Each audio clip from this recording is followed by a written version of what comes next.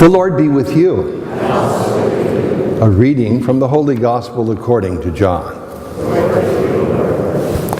Jesus said to his disciples, "Do not let your hearts be troubled. You have faith in God.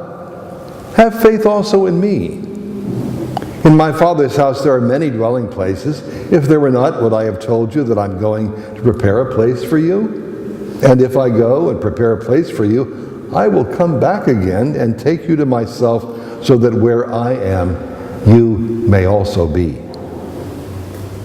Thomas said, "Master, we don't know where you're going. How can we know the way?" Jesus said to him, "I am the way, and the truth, and the life. No one comes to the Father except through me. If you know me, then you will also know my Father. From now on you do know him and have seen him." Philip said, "Master, show us the Father, and that will be enough for us." Jesus said, "Have I been with you for so long a time, and you still do not know me, Philip? Whoever has seen me has seen the Father. How can you say, 'Show us the Father'? Do you not believe that I am in the Father, and the Father is in me? The words that I speak to you, I do not speak on my own. The Father who dwells in me is doing his works. Believe me that I am in the Father, and the Father is in me. Or else believe because of the works themselves. Amen, I say to you, whoever believes in me will do the works that I do, and will do greater ones than these, because I am going to the Father." The Gospel of the Lord. Praise to you, Lord Jesus Christ.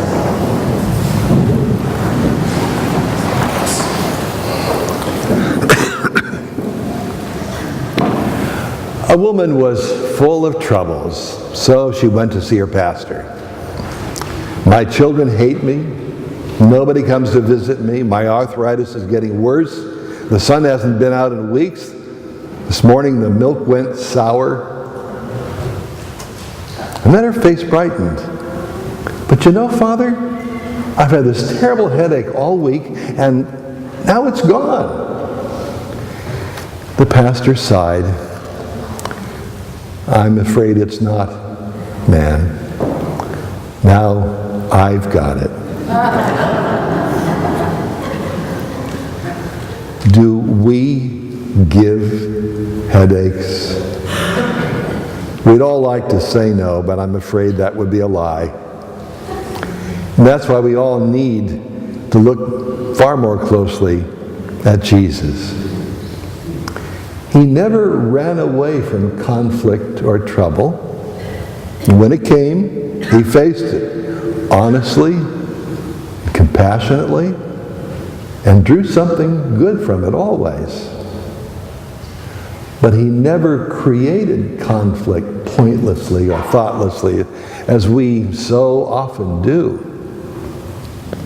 Instead, he fed people and healed them.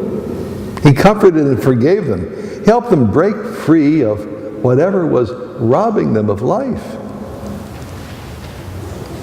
Now, Jesus knew that fearful, anxious people have neither the freedom nor the heart to face themselves and to work at getting better.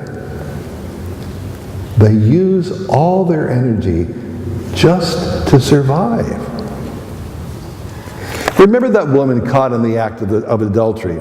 Her life was chaos, and even if she hadn't been caught, she wouldn't have come close to facing herself and doing what was needed to get better.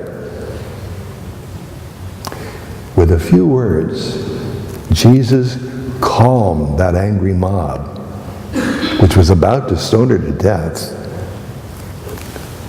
"Let the one who is without sin," he said, "cast the first stone." And then, in the stillness that followed, he gave that woman a second chance at life. Has no one condemned you, he said? Well then, neither will I. Go home and sin no more. He created for her a place of calm and peace at her center, where she could begin the real work of making a worthwhile life.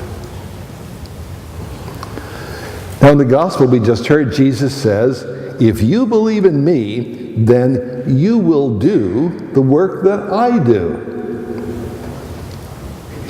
And that work starts with recognizing the powerful influence that we have upon one another. And then consciously deciding that even the smallest of our choices must lead to making a safe, peaceful place where the people around us can grow whole. That's doing what Jesus does. Our weekend masses give us a very practical example.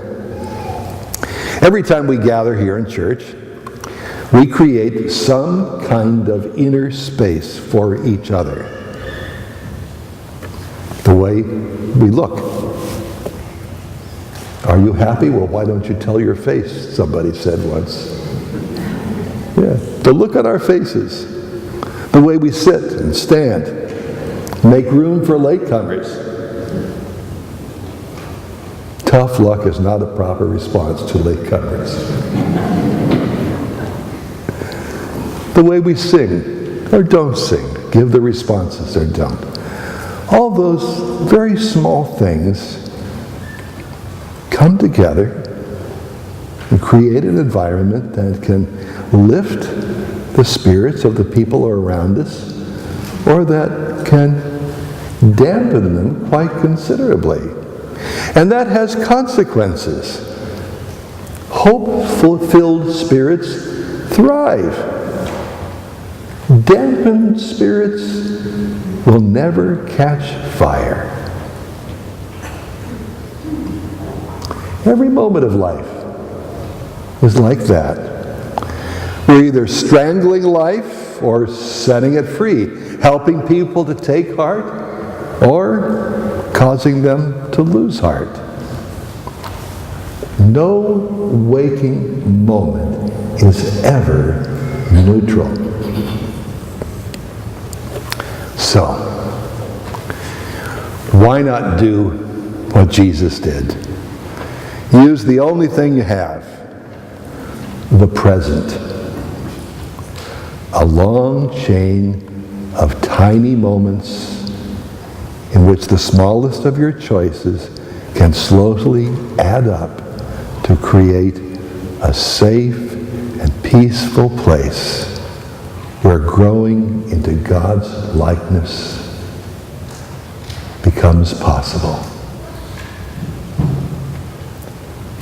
It's so simple, except that we forget and forget.